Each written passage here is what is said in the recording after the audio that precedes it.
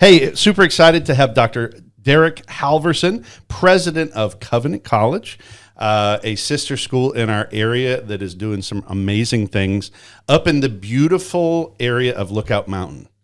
And I'm always, like, both times that I've been out there, it is like a different world up there. Yeah, it's pretty unique. I'm pretty sure that we're the only college campus in America from which you can see 7 states. Amazing. So yeah, stunning location, beautiful little corner of the state of Georgia, just a couple hours up the road. I felt fortunate when I came out. You gave me kind of the backstage tour, and we even got to go up the tower. Yeah, and actually see the real view, which was just absolutely amazing. So on our show, the Joy of Leadership, we're going to certainly talk about kind of school leadership in a little bit. We also talk about the idea of just the fact that our paths are rarely linear, and so I would love to kind of back me up to young Derek, growing up in California, I believe.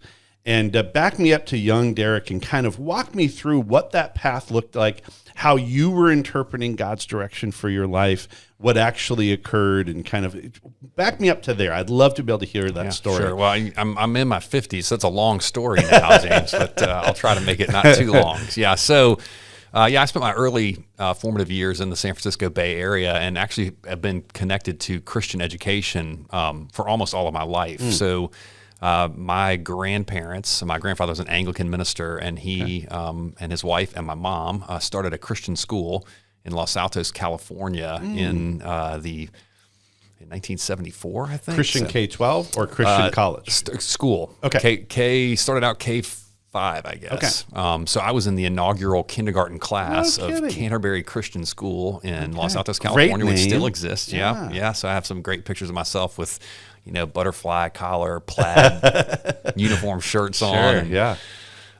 So Christian school in California. And then in the late 70s, my family moved to Charlotte, North Carolina. So that's where I picked up what I like to think is a genteel Southern accent. Okay. My mom's a California girl. My dad's from Wisconsin. I'm not a Southerner, but I was a part of the early migration of Northerners to Charlotte when the banking industry was really exploding there. And so finished my K through 12 schooling, late elementary school through high school at Charlotte Christian School up in Charlotte. I'm well aware of it. I'm very familiar. I figured you'd be very familiar. I like to think that my claim to fame is that I played in the same basketball program as Steph Curry. Nice. You teach him a few things? Yeah. I you were before his time. I'm a little bit older than Steph. I played in the head coach's first year as a head coach. Steph played for him his last year as head coach. Okay. But I do tell people that I helped to build the program that formed and shaped Steph Curry. That's great. That's awesome. Yeah. So Barry Giller's the head there. Yeah, that's right. Yeah, he's a good friend. Yeah. Great guy. Yeah. So Charlotte Christian through high school, and then faced with a difficult college decision when I got to the end of my senior year. Had a lot of interesting opportunities. Was a finalist for Moorhead Scholarship at the University of North Carolina. I had a full tuition ROTC scholarship to Duke. Had an appointment to the U.S. Naval Academy, and got a scholarship offer from Covenant College on top of Lookout Mountain in Northwest Georgia. And so through my visit processes or my various campus visits and a lot of conversations, ended up saying no to Carolina, Duke, and Navy, and yes to Covenant College. And there's a longer story there about how I came to that decision that I could jump into. Honestly, I would love for you. A lot of what we do here is working through with teenagers. Yeah, and I know because my son was on the route for the Naval Academy as well, and I know what kind of legwork that takes. Oh yeah, and senator's approval, and I mean it's really quite a lengthy process. So you were definitely heading in that way, or else you wouldn't have put in the legwork to be able to get to that spot. So walk me through that as well, and then we'll keep telling the story. Well, the sort of the story is that campus visits ended up being really important for me, and I encourage any high school student who's thinking about college to get onto the campus, and don't just do the tour. They always show you the pretty stuff on the tour, but if you can, get into a class, ask students about what they're learning, ask them about their relationships with their professors. If you're able to stay overnight, I think that's really helpful because it gives you a sense for what the culture or the ethos is like on a college or university campus. So I went to North Carolina, and I went to what for me was, I went to a large, maybe 300 person sociology class. I sat with the guys who I was staying with in the back row in the big lecture hall. I asked them, I said, "Do you like your professor?" And they said, "Well, we don't know our professor. Yeah, he doesn't never met them. He doesn't know us." Yeah. And then those guys had me pump the keg at their fraternity mixer that night. I went to Duke the next day, and I went to what turned out to be a very boring political science class where a very smart professor talked over the heads of the undergraduates in the room. And I later learned that at Tier 1 research universities, R1s, they don't pay professors to teach undergraduates. They pay them to do research and publish. That's right. And so boring political science class, and I went back to the dorm room, and the guys that I was staying with were playing drinking games in the dorm room. So I wandered around campus in Durham by myself that night. And then a few weeks later, visited Navy for my official candidate visit. And the guys that I stayed with at Navy did not crack a book while I was there. They did sneak off campus to go into D.C. to watch a Capitals hockey game and have some beers. So there was a consistent theme to my college visits. That's right. They all involved alcohol. Right. but then I after that went and visited Covenant. And why? Did somebody bring that up to you? Was that a school you already knew? I had bumped into a handful of Covenant grads as a high school student in Charlotte, and had been consistently impressed with their character, the type of people that they were, the work that they were doing in the world. And one of the guys I knew was did Covenant College's 3-2 engineering partnership with Georgia Tech. So he had done 3 years at Covenant, 2 years at Georgia Tech, dual degree, and then North Carolina for an MBA, and was working in the executive management, or was in the executive management track at Bank of America. And I thought, wow, he seems like he's pretty well prepared for life. Yeah. Right. Maybe I should go check out that place. So, I went to Covenant for my visit, had a great visit, went to some interesting classes where there was really lively conversation going on between faculty and students. That happens in a place where, the average class size is 17. So really engaging conversations between faculty and students in the classroom.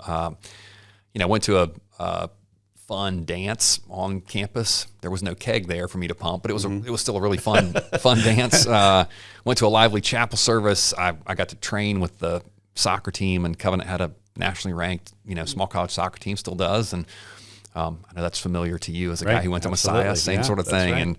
And so, and then what really impressed me most was a conversation that I witnessed in the dorm room where I was staying. And that happens on a smaller residential college campus where you live with the people who you sometimes go to class with. And the guys I was staying with were having a conversation in their dorm room that had started in a classroom and had spilled over into the dorm room. And that happens in a conversation. You start talking about something in class, and you might keep talking about it in the dining hall or in a professor's office or in a dorm room. So these guys were in their dorm room, and they were debating or carrying on a debate about the degree to which the Apostle Paul's view of human nature had been shaped or influenced by late classical Platonism. Decidedly different than popping in the cake. Yeah. And so I don't know that I was all that wise at age 17, but I did have a sense that, hey, college is supposed to be about learning. Right. Yes. About, being stretched and growing. And these folks up on top of this mountain in Northwest Georgia are very clearly serious about learning, and they're serious about their faith.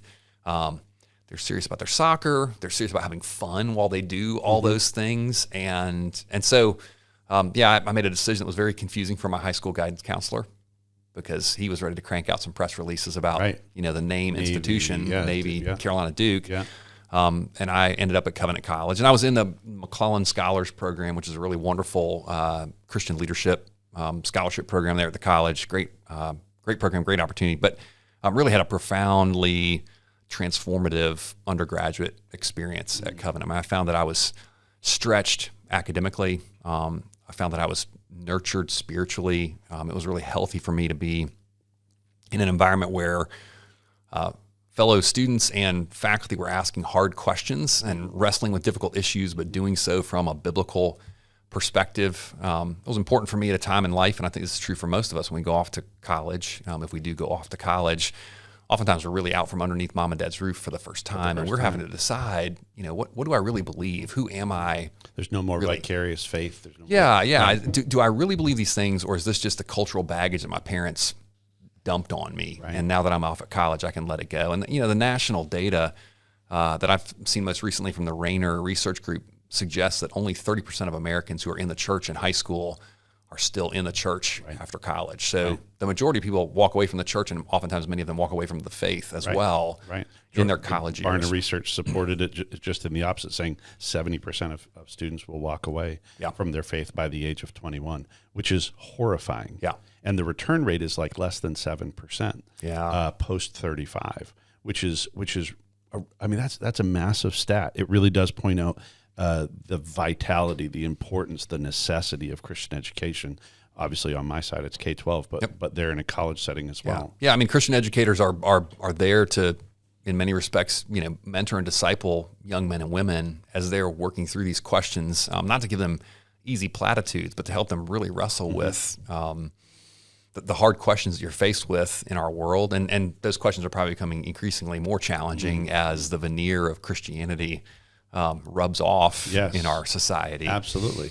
Now, did you already have a deliberate and thoughtful faith prior to that? If so, when was that more developed for you, that was not vicarious faith, but very much personal faith? Yeah. For you, when did that transpire? Yeah, I mean, I was blessed to grow up in a Christian home, and I don't remember, a Sunday when we weren't in church.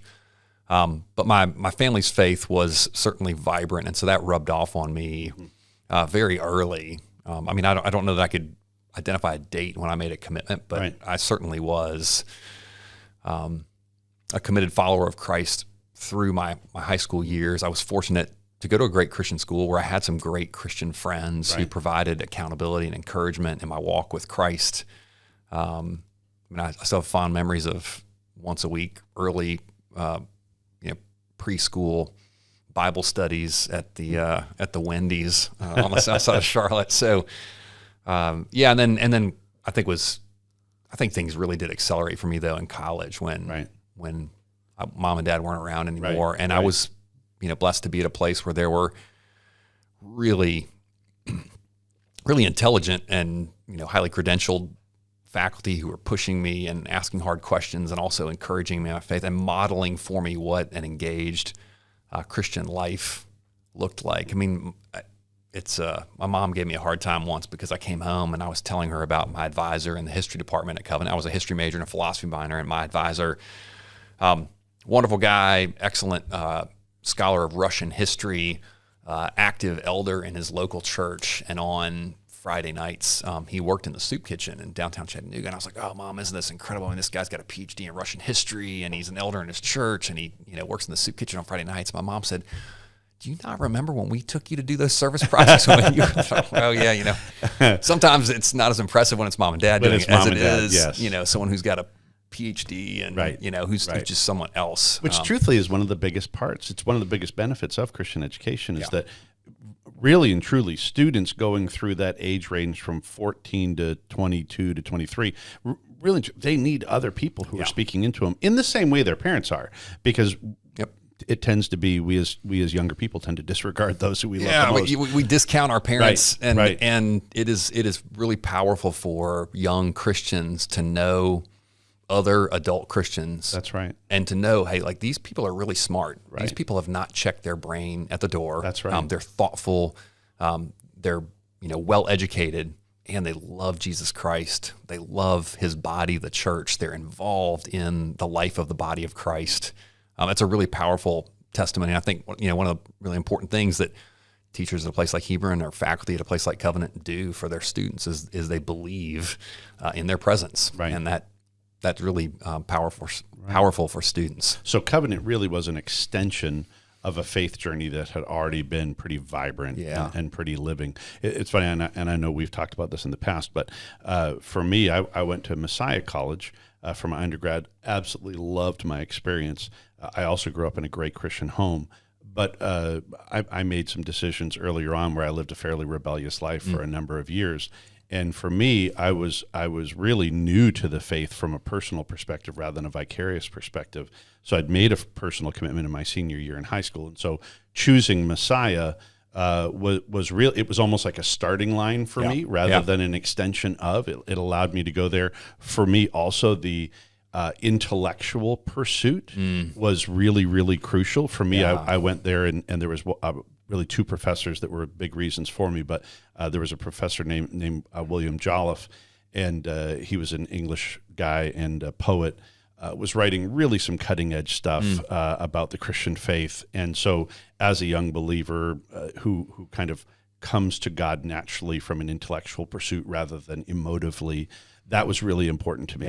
Also, a professor named Paul Knisley was writing some things on the Brethren in Christ movement, and really kind of understanding what an intentional faith looks like, that really shaped my early years. And so Messiah for me became a starting point. Covenant for you becomes really an extension of a journey that's already. But you certainly were not there. Well, maybe you were there saying, hey, one day I'd like to be president here. You went out and traded currencies for a while after college. Take me through that kind of circuitous journey. Yeah, so I'd never envisioned being president, and my college roommates think it's funny that I now have a master key to the institution. But I did think that I might like to teach in a place like Covenant. I mean, because of the profound life-shaping influence that my faculty had on me, I thought, boy, that's a wonderful calling, a calling to teach. Absolutely. And I love the life of the mind, like the same sort of thing you were saying, how energizing it is to discover a Christian life of the mind, and not just we're not just ticking boxes for the sake of getting some credentials, but there are real interesting, important questions that we come to with a distinct perspective on as followers of Jesus Christ and as people who know the truth of His Word. And so I found all of that very exciting, and the thought of potentially being able to speak into young people's lives at some point in the future, the way my life had been spoken into by my faculty. So I thought, I'll go to grad school. This is great. And I had some faculty encourage me in that direction. And I did not get into any of the graduate schools to which I applied. And there's a longer story there about how not to go about applying to grad schools, because it's different than, It is. when you come out of high school and you've got good grades and good test scores, you get into good schools. Right. Not the way it goes for grad school, where you need to know something about the faculty you want to work with and what they've written and how your research will line up with theirs. Yeah, exactly. So, and I did not ask for help from my faculty in the way I should have. And so I got shut out in God's providence. I got shut out, but that was important because it led to me returning to Charlotte, starting to work in the financial markets, and going from Charlotte up to Chicago to trade foreign currencies, which is not what one would expect a history major and philosophy minor from Covenant College to do. But I think probably testimony to how a high quality liberal arts education equips you to do all sorts of things, because it teaches you to think, and it teaches you to solve problems, and it teaches you to communicate with people. And those skills are, to use Nicholas Nassim Taleb's language, they're anti-fragile. Whatever, no matter what's happening in the job market, those are skills that can be applied. That's right. And so I spent time in Chicago. Probably the most important thing about that was I met my wife in Chicago. She's a Wheaton College grad. Okay. And so she was working in the city. I was working in the city. We were introduced. And so I met her up there. But then really missed academia. I mean, I was the weird currency trader who was reading books about medieval and Reformation history on my lunch break on the trading desk. And so left the markets and went to the University of Arizona. I did an MA in history in the division for late medieval and Reformation studies there. And then went over to Oxford on a fellowship to do some research at the Bodleian Library between my MA and my PhD. And I went to Loyola Chicago for my PhD in medieval history. So thinking I'm gonna get to the classroom. I'm on my way to doing what I had envisioned doing in college. And while I was at Loyola working on my dissertation, I had the opportunity to return to Covenant to work in the administration. And it wasn't exactly what I wanted to do, but I thought, well, it gets me closer to an academic institution of the type I would like to serve, and I'll probably better understand how higher ed works if I go work on the administrative side. And so I did marketing, communications, PR, branding work for a couple of years. Not what I was planning to do with my PhD in medieval history, but it was interesting. I was learning a lot, and then shifted into doing major gift fundraising. Definitely not what I was planning to do with my PhD in medieval history, but I'd come to believe, it's really important that someone's out there, bringing in resources to subsidize the work that Christian educators are doing. And so did that for a while. And I think really the combination of having an earned PhD, A PhD in medieval history. That sounds pretty legitimate, doesn't it? It does, absolutely. Yeah, So, you've got some street cred with your yeah. professors. So I have a PhD in medieval history, and I could raise money, and that meant that I had the opportunity to go out to Southern California and be the president of Providence Christian College, which is a small Christian liberal arts college in Pasadena. Classical in nature. Yep. Yeah. And then in 2012, was invited to return to Covenant to serve as the president. So I tell students every year, I give a lecture. The first lecture of the first core course that every student takes at Covenant College is a lecture that I deliver on calling. And one of the things I tell them in that lecture is that our paths are often circuitous, and sometimes they don't seem to make sense to us in the moment. We have an idea of what we want to do, how we're going to get there. Some of us are more driven than others, but generally people think, I kind of want to go do this, and this is how you get from point A to point B. And my path certainly wasn't like that, but as I've gotten older and wiser, I recognize a lot of people's paths aren't like that. Yeah, I mean, God takes you on these circuitous paths, and I think part of what he wants you to do is to learn to trust him. That's right. But also you discover that these experiences that you had that didn't seem to make a lot of sense in the moment, that might have seemed like a tangent or a wrong turn on your vocational path, in fact, were experiences that God was giving you to prepare you for what he had for you ultimately. So absolutely, my work in the financial markets gave me facility with numbers.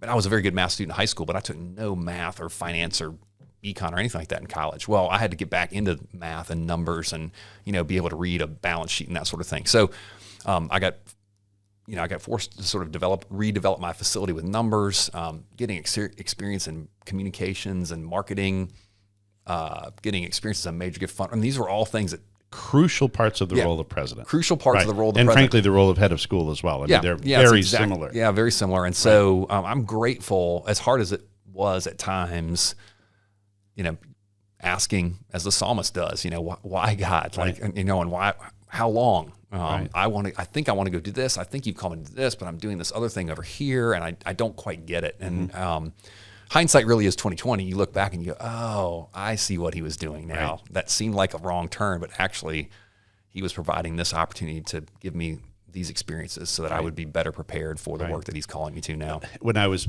walking through some of those decisions regarding my path, earlier through, I would always, I tend to be a pretty lengthy journaler, and so I tend to do a lot of journaling. But in my journals, I can go back and look at where I'm exploring kind of the three things that really interested me in life. I figured I was either going to be a pastor, because I love kind of getting into the nitty gritty of God's word and the theological implications of that and the life implications of that. So it was either going to be a pastor. I loved the idea of being a professor. My first couple of degrees are in English literature, and so I was either going to jump in and be a professor, or I was going to be an entrepreneur and start my own business. And I had a few different ideas on that. So it was going to be one of those three pieces. Yeah. And in hindsight, I look back on that and recognize the job that I'm in is like the perfect intersection of those three pieces, right? Yeah. Those three passions. I really can't think of another job that those three passions live out as well as in this role of senior leadership in a Christian school. Yeah. And I love that, right? That here I'm thinking that I'm walking in circles for a number of years, and yet I look back on it in hindsight and recognize God's hand upon every single step that he was putting different tools in my toolbox for me to be prepared for this next part of the journey. Yeah. And that's such a beautiful piece. It's such a great understanding. Now, so you started into one of my favorite discussion points. It's actually number 2 on my notes with you. Oh, good.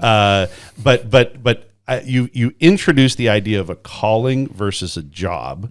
We're both at the point where we have the privilege of steering young people. Walk me through kind of how you fully grapple with, and then how you also teach the idea of living a life with a calling rather than merely a job. Yeah.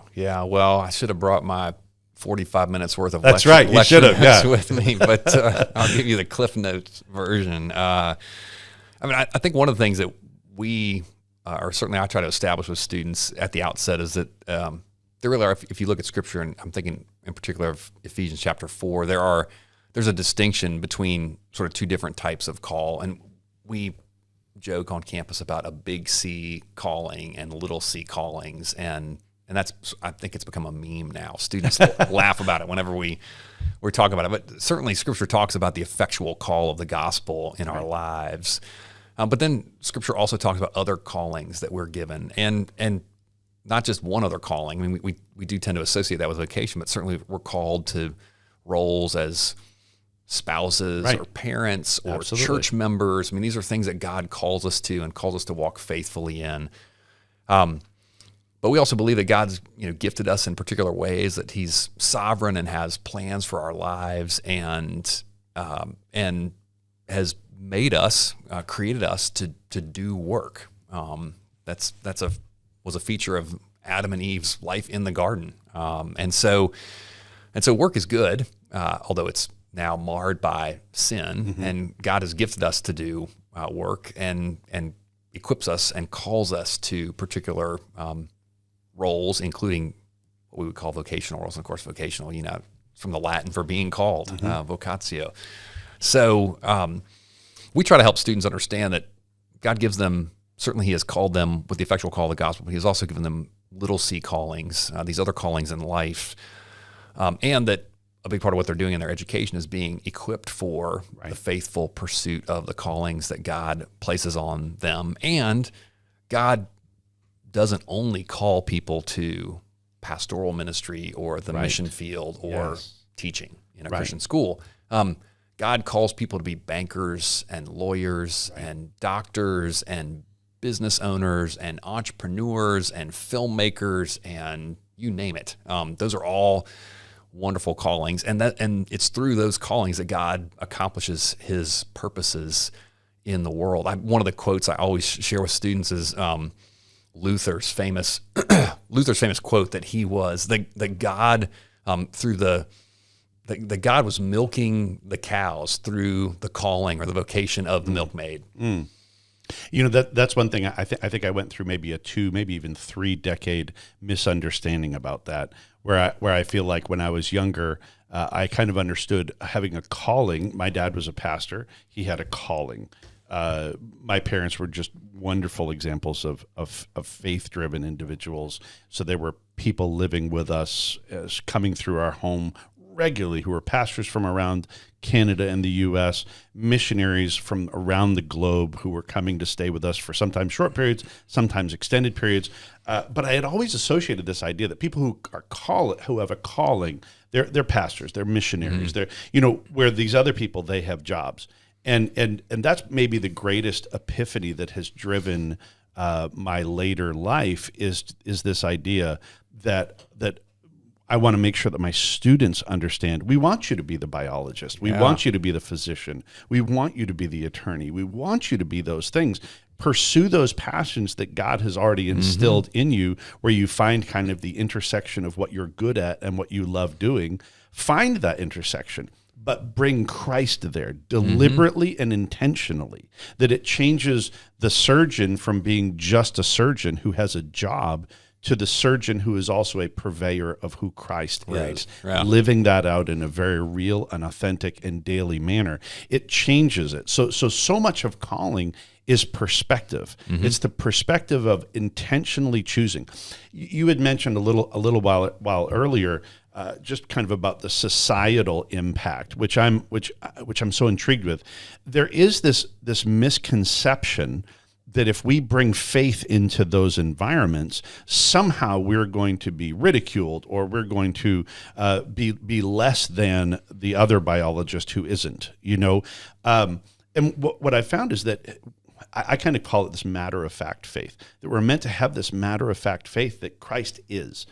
We don't necessarily need to debate it. Let's just live with a loving mentality. Let's live with Christ and wait for the opportunities to come, because if you are a willing spirit, you're going to find that your calling gets to be utilized in every facet of your life. So I love that you're saying that. Expand on that for me. Yeah, well, and I think one of the things that you said just reminded me, one of the lessons I remind students of is that part of discovering your calling or your callings is discerning where you're gifted and where you love and where the real needs in the world are. And college is a great time to be exploring those kinds of things. And I think that this distinction between jobs and callings, it actually was one of the most significant sort of rediscoveries of the Protestant Reformation. I mean, in the Middle Ages, the only people who had callings were monks and nuns and priests, and so those people were called religiosi. They were the religious, and everyone else was secular, seculares. So this was an important discovery of the Reformers, or rediscovery of the Reformers, was that no, I mean, God's called, the barber and the surgeon and the farmer, and all those people have a God-given calling, and through their faithful execution of their calling, through doing good work, they bear witness to the God who has given them these gifts and these talents and these skills, and in their faithful execution of their callings, or pursuit of their callings, God will give them opportunities, perhaps, to testify, not just, to testify both in deed and in word, to the God who's given them those gifts. And God often provides via Scripture truth that helps to shape the way they pursue their calling. And this is I just had a conversation last week with the chair of our business program, who was talking about an article that he wrote a while back on the implications of the doctrine of the image of God, the imago Dei, for how you approach management. But the way a Christian business owner thinks about management is different, because he or she recognizes the image of God in his or her employees. There was a responsibility. Yeah, and so that theological framework that's provided by Scripture actually shapes and informs the way we pursue our callings in the world, and at times will make us distinctive. I mean, I think there are certainly business owners who, through God's common grace, treat their people differently. Well. Yeah, treat them well and differently, and so in that sense, the Christian business and the non-Christian run business wouldn't necessarily look different, but there are also, it certainly is the case that believers ought to be absolutely treating the folks that they manage and care for. I was at a lecture where that challenge was being given to the parents of a group of students, and one of the parents who were in the audience that day, he owned a very, very successful dry cleaning company with a lot of branches, and so they were a very financially well-off family. He left the conversation and recognized he had not truly implemented his calling in his business model. And he went back and made this audacious decision to give a substantial raise, like to the tune of 30 to 40%, to all of his employees, that he recognized, I'm living in excess. I have excess. In many cases, I'm paying my employees this low wage only because that's what I think I'm supposed to do, because that's what I'm being told. And he said, as a believer, I want my calling to impact even the decisions that I make upon how I'm going to care for my employees. Yeah. So he became the best paying place in town where his employees were actually able to make a living wage and provide for their families. Now, what that had is some really great byproducts to it, is that one, he never lost an employee. Two, he had a list of people who were waiting to work for him.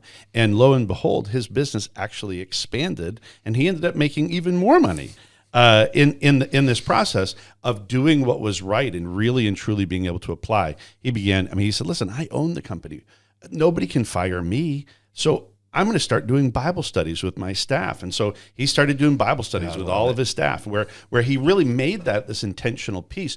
But we live in this place where so often we just think that compartmentalization is just something that we're supposed to do. If we're professional, we have to compartmentalize.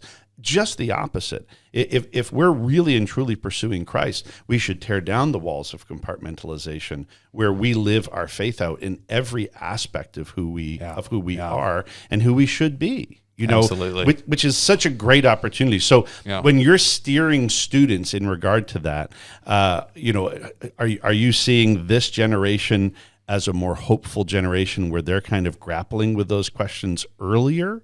What are your thoughts about this group? Because this is now your age range, this college-aged student. Yeah, well, and it's hard to make, in some respects, it's hard to make generalized comments, particularly because of just the disruption that's happened over the last few years. And I think there's a lot of dust in the air still, and people are going, how is this generation going to respond to what they've experienced over the last few years? I would say that I tend to be pretty hopeful, given the exposure or the interaction that I have with the students that we have at Covenant College. And they're a group of of young people who, they're young enough that they don't know sort of the heyday of it's comfortable to be a Christian in America that I knew growing up in the 70s and 80s. They've grown up in a world where the world around them is much more suspicious of or even hostile to Christians and believers. And many of them have had to navigate already. I mean, half of our students are from private schools, mostly Christian schools, but typically a quarter of our students are from public schools. So they've been in settings where they very much sense the fact that true believers are in the minority and are on the margins. And our culture has shifted pretty significantly in terms of how it views some social issues that puts them on the outside.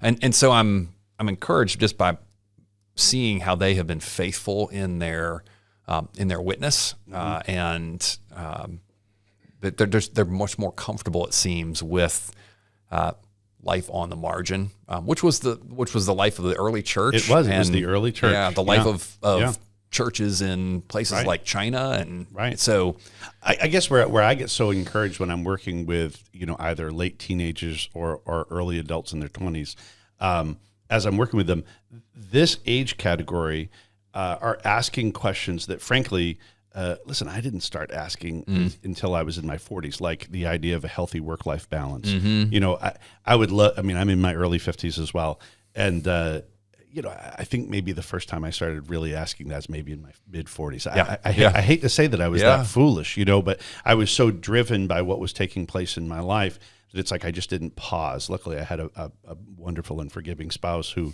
was able to allow me to have always an unbalanced helpful. Always helpful. Balance, But I do love the fact that this younger generation, they're asking questions like that. Yeah. They're asking questions about their intentionality of career choices, which I don't think folks in our age range necessarily were. I think that sometimes society interprets that as laziness, and I think sometimes this current generation gets a bit of a bad rap for some of those pieces. But what they're really asking for is they're saying, hey, I don't want to make my whole life about this idea of the pursuit of the ever-loving dollar.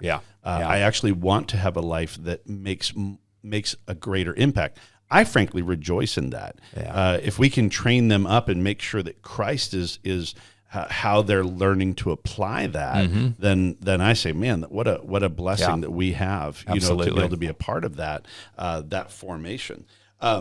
When we're talking about that, let's kind of get into a little bit of discussion on the idea of why Christian education. So, I'm sending kids out after 12th grade. I've got lots of kids who are making decisions about what that next step will be. I'm frankly answering the question of why Christian education on a K-12 level. But let's take it from a college and university level. Why Christian education? Yeah. Oh, boy. I'm sure you have some lecture discourse on this as well. Lecture notes on this as well. Yeah. I mean, a couple things come to mind right away. The first is a quote from Stanley Hauerwas, the theologian, who said, "All education is moral formation," and I think he's right. And the question is just how are people being formed morally, spiritually via the education that they receive. And I think we have been quick to reduce education to simply job training, job preparation, knowledge acquisition. And I don't think that's the way Scripture doesn't talk so much about education as it does about discipleship. I tell people all the time that the work that we do at Covenant College is an extension of the Great Commission. We're called to make disciples, and we're in the disciple-making business.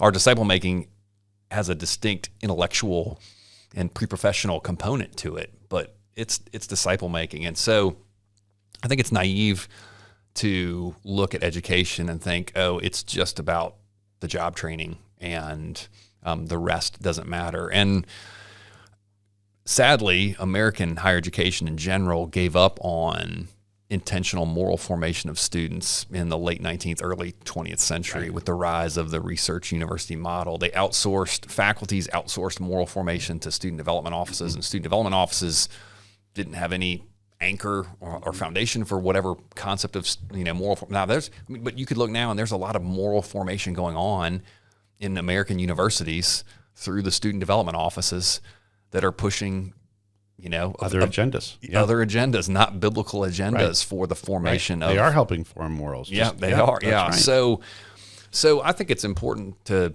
remember that education is not just the job training, that it's about moral formation.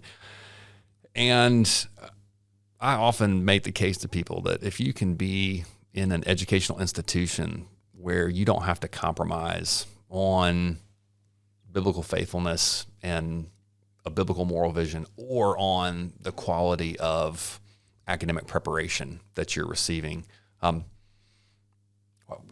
would you choose anything less than that? That sounds like an amazing opportunity to be given a chance to be in a place where you're going to be stretched intellectually and equipped professionally, and also formed spiritually and morally and socially at the same time. We're going to be ensconced in a network of relationships that will sustain you for the rest of your life, probably. Right. If you do it right, it should.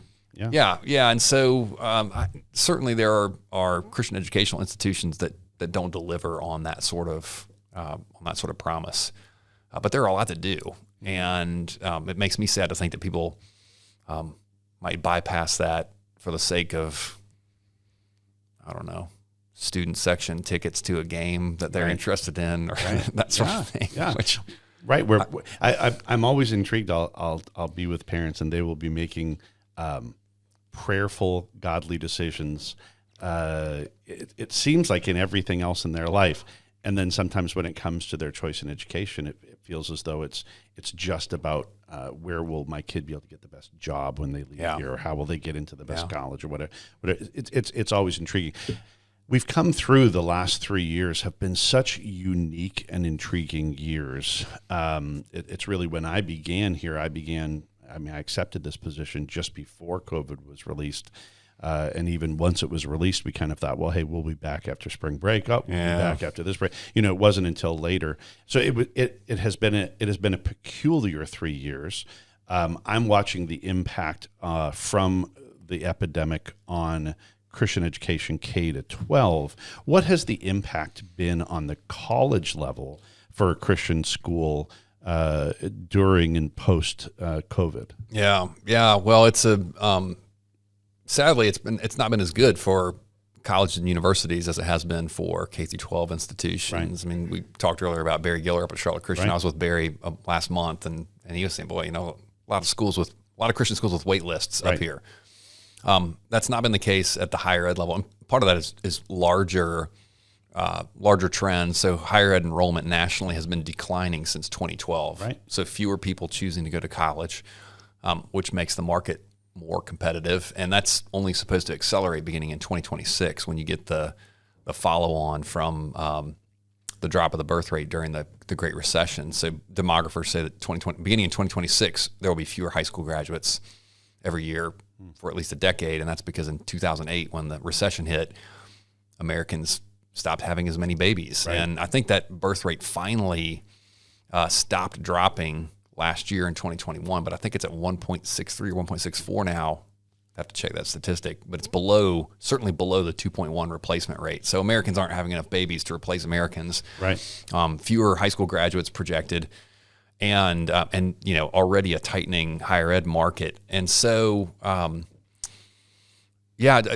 know that in June of this past year, 80% of the Christian colleges in the country who report their data had not hit their enrollment targets. And I think that's just a product of all of the competition that's out there, and an underdeveloped. A smaller birth rate, people not attending college at the same rates, and we have also the presence of online formats that people are pursuing. It's been shocking to me. That's been interesting. Yeah, so there has been a slight, just this last year, but there was a slight uptick in number of 18 to 22-year-olds choosing online, but there hasn't been when the pandemic first hit in the spring of 2020. I read multiple articles that said, this is it. This is the tipping point. Now we're finally going to go online for college, and everyone's going to go online, and this is the end of the brick and mortar campus.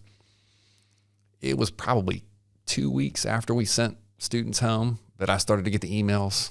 Hey, President Halvorson, when can we come back to campus? I miss being on campus. Right. I love my parents, but I don't want to live in my high school bedroom anymore. There is, for 18 to 22-year-olds, the on-campus experience is still the first choice. Not to say that some won't fit in an online class here or there, in the same way that back in the olden days when you and I went to college, people did correspondence courses. Right. You remember those, I right? do. I remember them. Yeah. They were not good. It is so intriguing. If there's any lesson that I have seen that was learned during this period of time, is the importance of community. Yeah. I think that we had really downplayed the importance of community. One of the trends that I'm watching just on the K-12 level, and unfortunately I haven't done the data and research on the college level, but the rate of depression, the rate of suicide, the rate of violence. I mean, we're seeing all of those numbers escalate at a dramatic level. To the tune of depression-related incidents that require hospitalization from just 3 years ago are up 700% right now. And so when we look at those pieces, one central contributing factor to that is the absence of community. That we don't realize that as human beings we need each other. We need to have that interplay with other people, where we're discussing, where we're disagreeing, where we have to have that piece. That it's an essential part of our humanness, and because that has been absent, now we're seeing the impacts of that on the K-12. I'm sure on the college level. Yeah, as well. we're seeing the same sorts of rise in mental health issues, and have had to beef up our counseling center for that reason. And some of that I'm thankful for. I'm thankful that students come today and there's less of a stigma with saying I need a counselor, and that's great. Absolutely, right. But that is a real concern, and I think you're absolutely right that embodied presence together is really important for human. And it's interesting. I mean, Jesus Christ did not come as an avatar. He came. I mean, it's good that we're having this conversation in Advent season, right? He came as an in the flesh human being. God created us to be embodied creatures and to be in community. It wasn't good when Adam was alone. Right. Wasn't when he. It's important for us to be. And so, a Zoom call is in a pinch, probably a helpful simulation of real interaction, but it's not a real interaction. It's not a substitute. It's not a substitute. And that's where I know that for the first 6 to 8 months, I had lots of friends who they were saying, "Well, hey, I'm shutting down my storefronts. I'm going entirely online. I'm doing this." And it seemed like, boy, it was the greatest thing ever.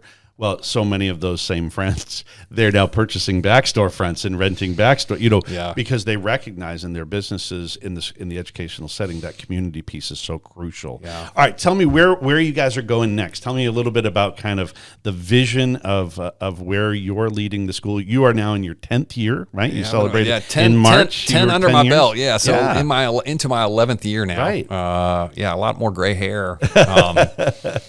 Than when I started. Yeah. So I think that I mentioned earlier just how valuable a place is, Christian educational institution is. It's uncompromising both in its biblical faithfulness and its commitment to really excellent academic preparation for people's callings. And sadly, I just don't know that there are that many places where you can get that sort of education. I mean, it's an unfortunate byproduct of the history of higher education in America. I mean, everyone knows that the earliest higher educational institutions in the country were distinctively Christian institutions that abandoned the faith. And many of the institutions that were founded in the 19th century were Christian institutions that abandoned the faith in pursuit of some idea of academic prestige or just because of secularization, that kind of thing. And many Christian educational institutions were established in response to that and are very concerned about being Christian, but don't necessarily have high academic standards, high academic expectations, that kind of thing. And so I think that finding places that combine, in the spirit of the original colonial colleges, really great education and really serious commitment to Jesus Christ and His Word.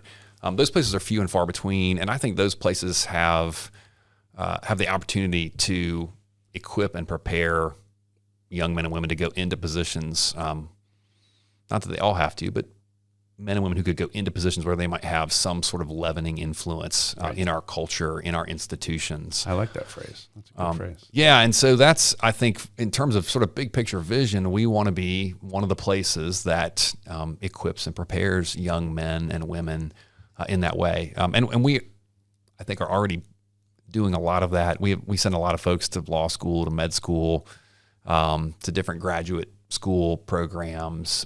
We have great grad school placements, great law school placements. And you have a master's program there on campus. We have got a master's program in education on campus that is an outstanding, I'm a little biased, I suppose, but I don't know that you're going to find a better Christian MED program in the country. That's where I'm trying to push my son. He's finishing up this year with his undergrad. And, oh, good. And that's where I'm trying. Yeah. I'm telling him all the great things that you guys are doing. Maybe we'll have a conversation off air, see what we can do. Okay. Work a deal. Okay. I would like that. Yeah. So, we're actually, in the process of investing in some programs that we think are well positioned for growth and for sending people out. We're investing in our business program. There's a need for godly business operators, business people in the world, and not just people who are pious and know how to run the numbers or run the organization, but people who really do what we were talking about earlier, have thought about how does my biblical frame of reference or my biblical worldview inform how I approach the market, my employees, the numbers, that sort of thing. So we're making investments in our business program, investments in, I mentioned earlier, our dual degree engineering partnership with Georgia Tech. There's not another Christian college in the country cutting edge that is partnered with an engineering school like Georgia Tech. And I was just with alums of our program earlier this week here in Atlanta, and they're doing all sorts of aerospace and chemical and electrical and mechanical and civil and industrial, and they've benefited from a core curriculum that's rich in Bible and theology and liberal arts, and then great STEM preparation on our campus before they go to Georgia Tech. The Georgia Tech deans have said, send us more of those people. So we're trying to figure out how to send them. I think at Georgia Tech, they like engineers who can look you in the eye and have a conversation with you about and maybe even about something besides engineering. Right. So we're anticipating some growth in those areas, and then continuing to invest in the pre-med things that we're doing, the pre-law things that we're doing. We were pretty excited to have one of our pre-law alums. She's been out a little over a decade now, and clerked at the Supreme Court. She went from Covenant back. She's from Florida, went back to Florida, was top of her class at Florida law, clerked for a couple federal judges, clerked for Clarence Thomas on the Supreme Court, and was appointed to the federal bench at age 33. So I think she's the second youngest federal judge in history. And it's exciting to think that a committed and thoughtful follower of Christ could be sitting on a federal bench for decades. Absolutely. She has potential to have some leavening influence in our culture. And so, so much of the advancement on that college level is programmatic. It's the idea of developing something where you're telling a keen, authentic, and rigorous story that can be applied in the marketplace. Yeah, I should have mentioned. You mentioned earlier your entrepreneurial bent, and we have a great entrepreneurship certificate program. We're right outside of Chattanooga, Tennessee, which is a really vibrant little startup community. Right. And it's really coming on tap. Yeah. We've seen a number of students go through this program and then start businesses. And if you were to talk to folks on the south side of Chattanooga, which has been revitalized in the past couple decades, they would say, "Boy, I think there are Covenant College alums all over the place who have contributed to the revival, starting little businesses in neighborhoods that are transitional and contributing to that." And that's like, as believers, we ought to be a blessing to those around us, right? This is a part of the Abrahamic covenant that we're going to be a blessing to all of the world. And and so I'm excited about investing in things that allow our students to go out and to be leavening influences, to be a blessing to those around them. That's great. Yeah. Well, Dr. Halvorson, it has been great to have you on the show. President of Covenant College. I completely believe in what you are doing. I really consider Christian Ed K-12 and on the college level. We are on the front lines. I think we're going to have more of an opportunity in the spread of the gospel than we ever have had in the past. And I feel like we just need to stay strong and keep working and understanding that Christ is at the center of what we're doing. So thank you so much for coming on the show. I appreciate you being here today. Thanks so much for having me. It's been a real treat. Thank you very much.